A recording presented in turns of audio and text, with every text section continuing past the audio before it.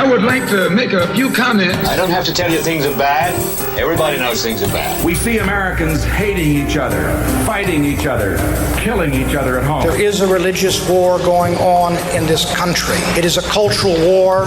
This war is for the soul of America. Because of the way this society is organized, you have to expect that there are going to be such explosions. Our side, our side, our side. It is a crisis that strikes at the very heart and soul and spirit of our nation. We are a people in a quandary about the present.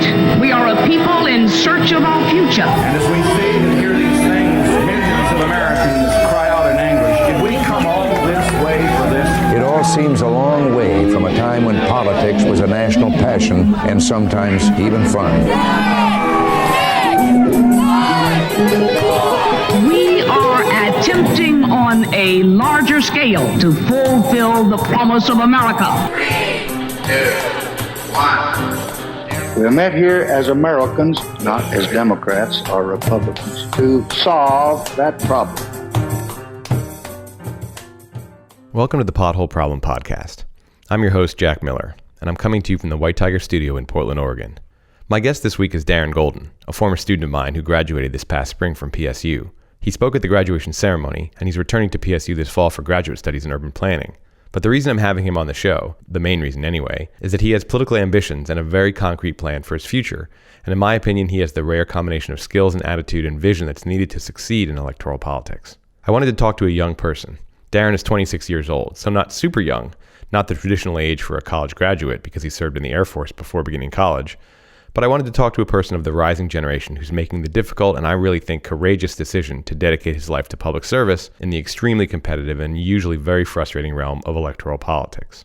I wanted to hear his perspective on political outrage and how he handles it personally, and also how he thinks we as a society ought to handle it. We had a very interesting conversation that produced a phrase I like very much: serenity-led politics. That phrase comes up at the very end of the conversation, and I'll admit that it was me and not Darren who coined it, so of course it's not surprising that I like it. But the entire conversation weaves in and out of the role that serenity, as a counterforce to outrage, can potentially play in the politics of the 21st century. Before getting to the interview, I want to do a little housekeeping, as they say. We're in our 5th week of the podcast, and I'm seeing an audience beginning to build, and it's feeling a bit like there's a community that's building as well, with people subscribing, liking our Facebook page, checking out the episodes on YouTube and Stitcher, sending me emails, and it all feels like something good is happening here, and I'm hopeful that it can continue happening and continue growing. That my intention for this show, to help people develop a healthier relationship to politics, particularly to the strong feelings they get from paying attention to politics and looking at the outrages of the world, that my intention is being fulfilled, at least somewhat. So what I want to do is, first off, thank everybody who's already joined me on the journey, listening and subscribing, sending me emails, etc. And second, encourage you to spread the word to grow this community further. The website is potholeproblempodcast.com, and if you go there and click on the join link, you'll see links to our social media outlets and other ways you can join and support this community, from subscribing and signing up for our email list to donating or sponsoring the podcast to help make it financially viable to continue production. Okay, that's it for housekeeping for this week. Now here's the interview. I just want to say welcome to the show, Darren. It's good to have you here. Thank you. You're a former student of mine, heading into graduate school this fall, and you're an impressive young man, and I'm happy to have you on the show. I would love to hear about your perspective. So I'm going to ask you a question that I ask all of my guests. What is something that used to outrage you, but no longer does?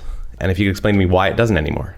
The thing that used to outrage me and really keep me up at night and really frustrated me, and I've dealt with this personally, and I've seen others deal with this, is the art of the institutions. And I mean that in a way that it used to upset me and outrage me how the systems, quote unquote, were broken. And what kind of systems are you talking about? Political, educational? Political, educational, I mean, you name it. If it was created by a governing body, that system. So you had a general sense that institutions were just broken. I did. Why do you think you had that perspective? I'm a black man. I have watched educated, strong black men and black women and people of color in general fail where so many other white individuals succeeded. As a child and as a teenager and as a young adult, I never understood why this was. And I thought that was because the systems were broken. I came to understand that is not that they were broken, is because they were working exactly how they were intended to. Now, where does the outrage come in? And where does it dissipate or disappear or decline? The outrage came in when you observe a system that has a diverse body around it. You could take Georgia, for example, and their recent election for governor and Stacey Abrams not winning that governorship. Georgia's a very diverse state. Atlanta's extremely blue and very black. The state in general failed Stacey Abrams. There's still investigations going on by Congress. They've seen that there are voter booths that were tampered with, and she's still not governor, and they still haven't done another recount, and they haven't figured this out. But that's because the systems built around voter suppression are working perfectly. I can completely see why you would be outraged by this. And I asked you something that outraged you in the past, but no longer does. So why the change of emotion? Serving in the military, I had a supervisor, Sergeant Brian Sammons. He was, I would say, one of the only people I looked up to when I was serving. It's very difficult to find somebody you look up to when you truly value yourself. He always said to me that the moment you bring emotion into a fight, you have lost. And I never understood that because I'd always watched civil rights movement and activists scream and yell and everybody get really upset and up in arms about everything. And then I realized that those individuals were absolutely catalysts for change, but the people creating the change on paper, the change on record, were not going into these fights with emotion. And they weren't screaming in city halls, and they weren't yelling at their state legislator in Congress. Some of them may have. Those ones are generally ineffective.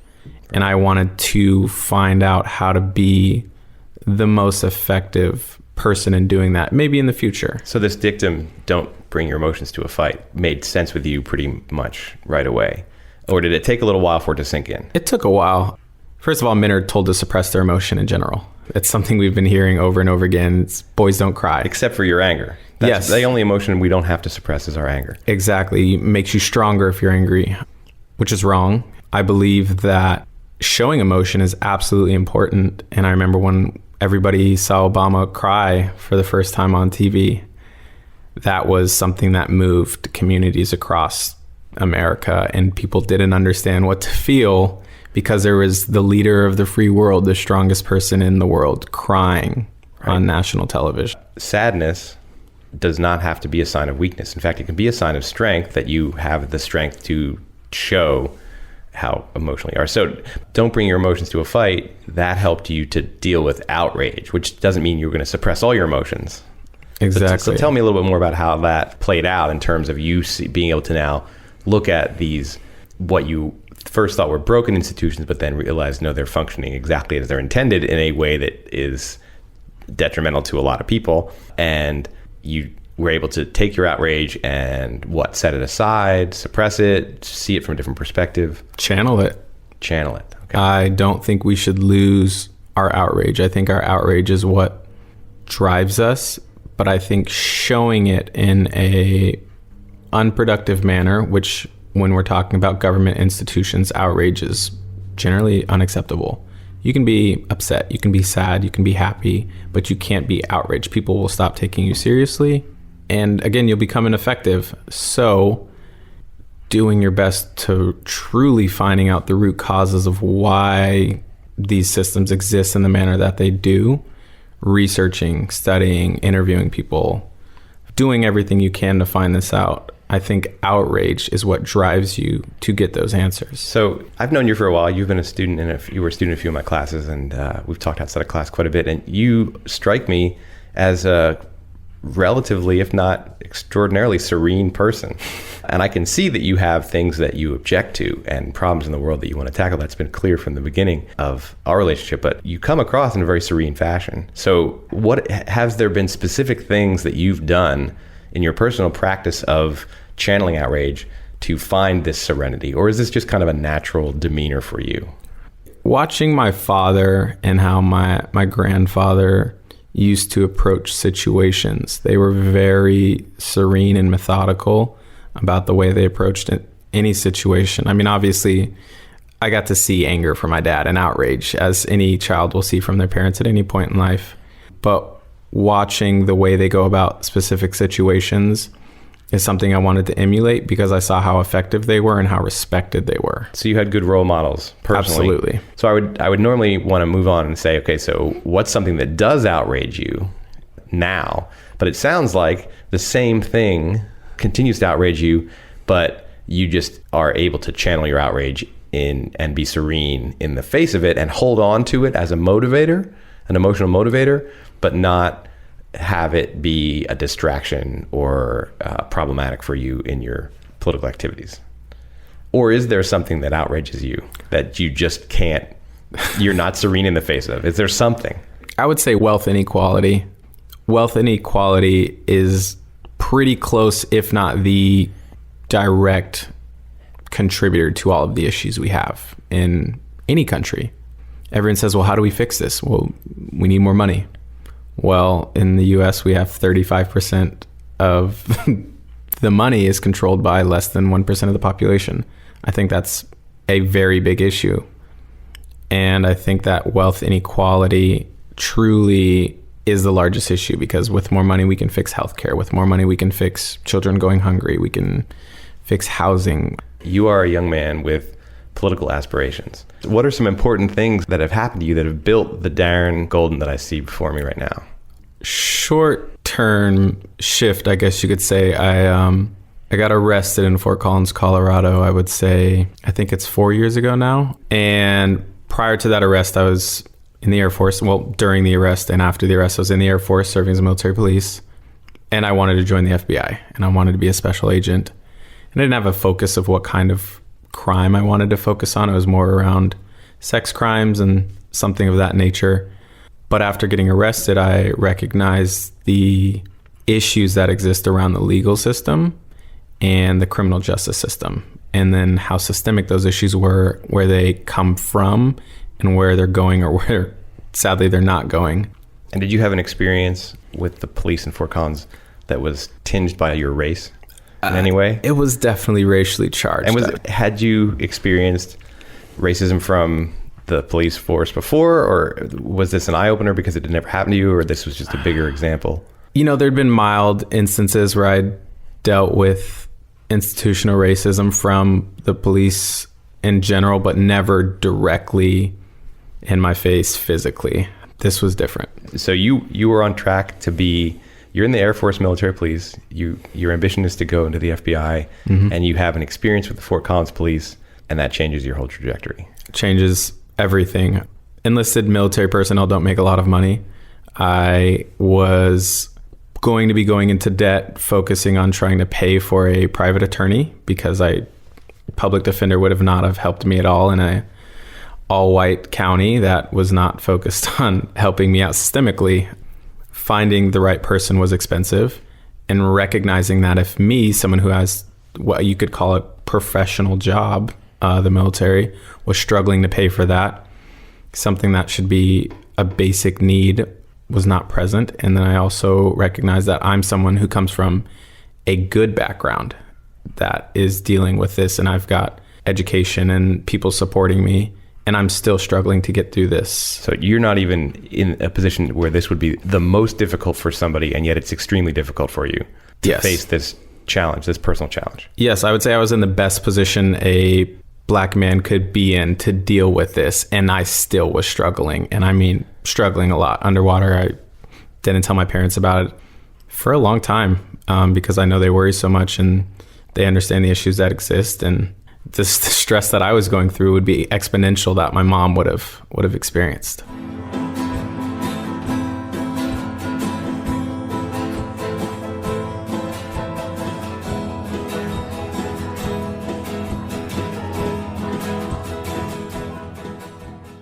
You're listening to the Pothole Problem podcast, created by White Tiger Productions. At White Tiger Productions, we create experiences. If you have an idea for a podcast, a workshop, or a show of any kind, we'll help you go from concept to execution. We provide creative direction and production support. We've got a podcast studio, writers and storytellers, sound engineers and editors, designers, videographers, hosts, creative coaches, everything you need to manifest your creative potential. You name it or even vaguely describe it, and we'll take you from dream to finished product. White Tiger Productions. You can do what you think, and we can help you. Visit us at youcandowhatyouthink.com and tell us what you're thinking about.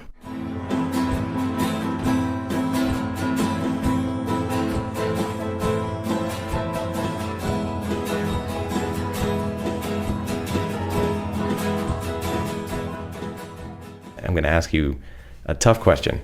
You're not naive or foolish, and so you must know that the future of being an elected official or seeking to be an elected official, you have to know that that's going to be very frustrating, and that to get things done is going to take monmouth inputs of energy for small incremental changes.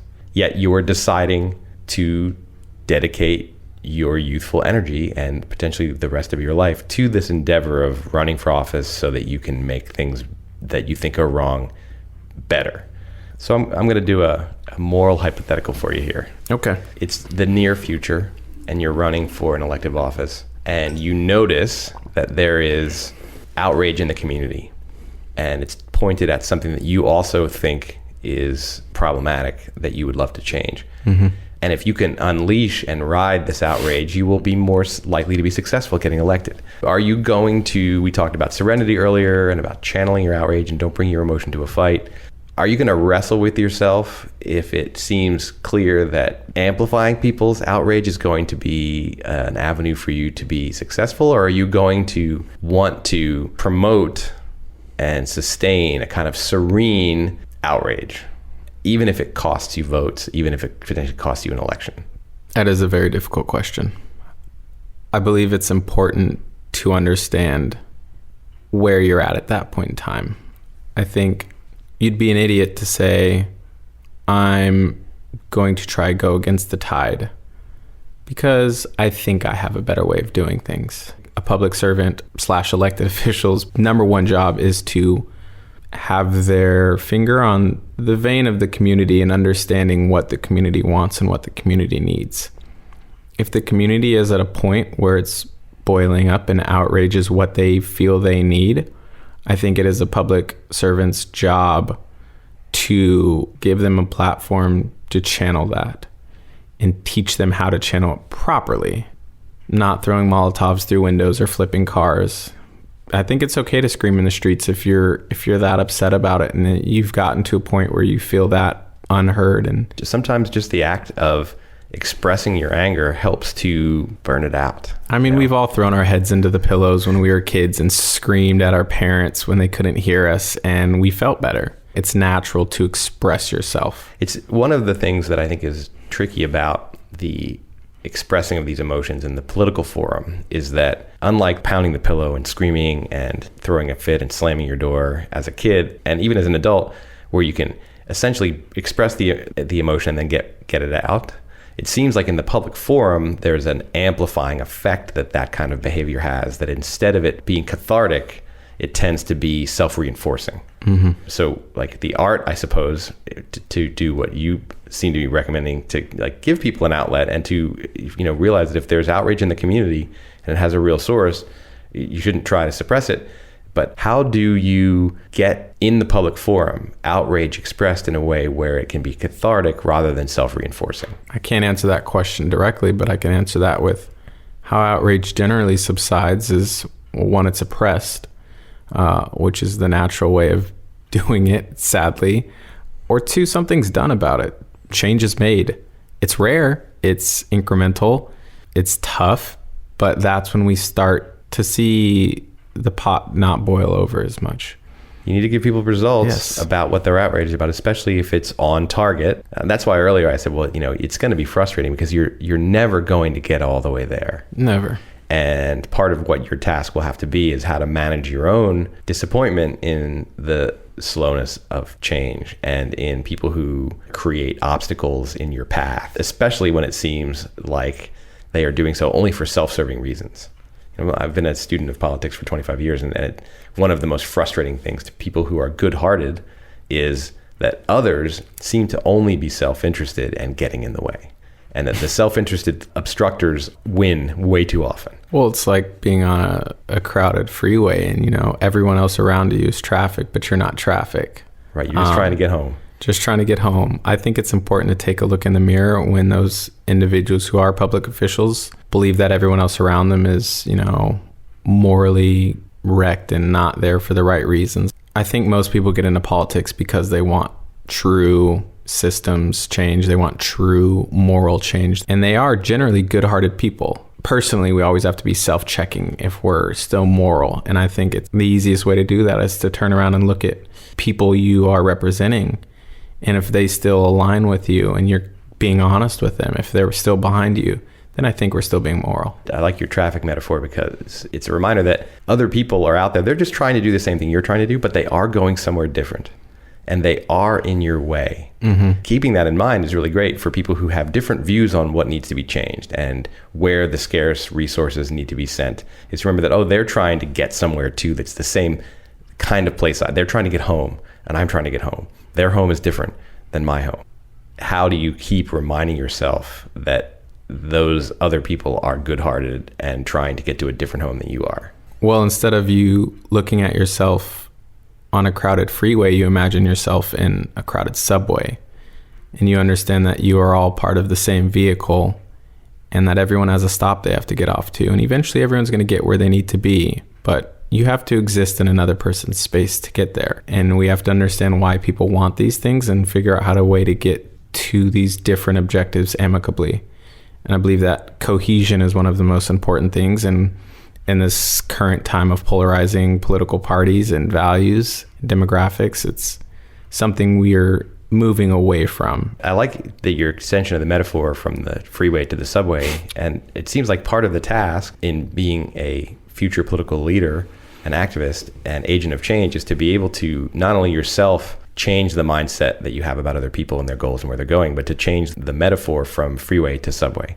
That we are all on the same subway, and that is a challenging task. And I will say, as we wrap things up here, that you're about half my age, and listening to you talk makes me think that the possibility of having a more productive and serene and yet still outrage-driven, outrage-motivating, maybe instead of outrage sort of influenced politics in the future, it's possible. I really do hope that it's possible. So I want to thank you for coming in and talking to me today. Is there any last things you want to say before I let you go? Anything you want to plug that you're doing? Twitter, Instagram, don't have a Facebook. They're all at Darren Golden. We'll get this in the show notes. You can follow this ambitious young man and see if his serenity-led politics is where it's going to go. Well, thanks, Darren. Thank you, Jack. It's been some great talking to you. Thank you.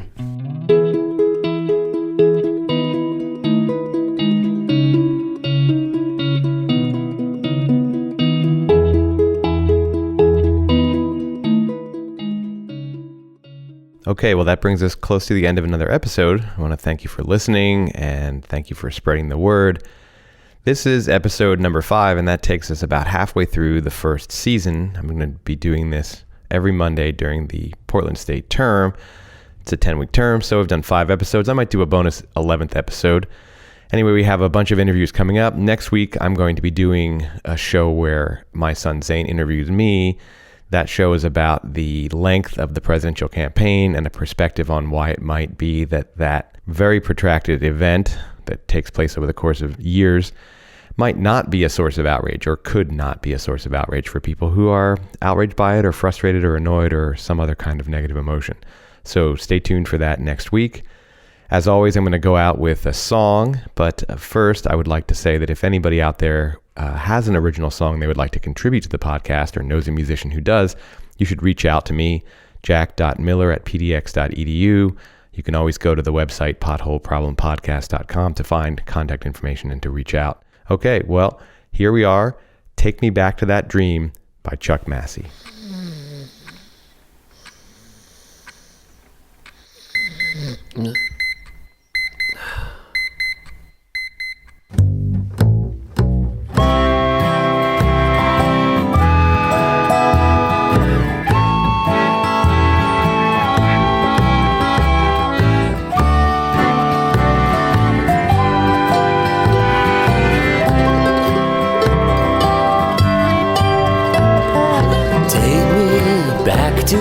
dream, the one where I just have been. Something happened there just about. I'm gonna see how it turned out. So take me back to that place in my dream. I'll close my eyes and breathe deep, and soon I'll be fast asleep. Something happened there just about. I'm gonna see how it turned out. So take me back to that place in my dream. Slowly drifting, slipping away,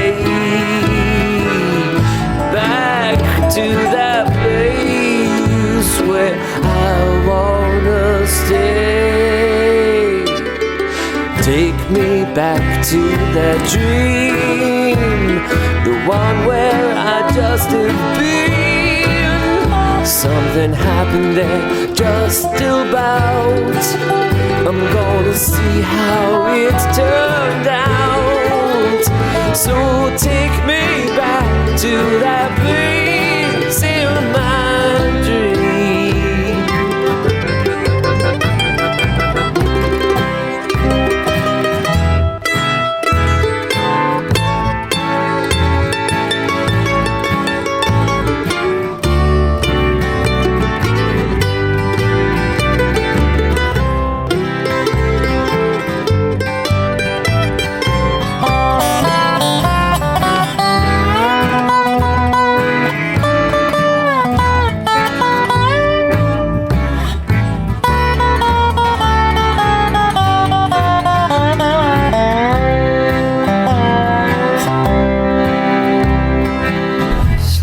Slowly drifting, slipping away,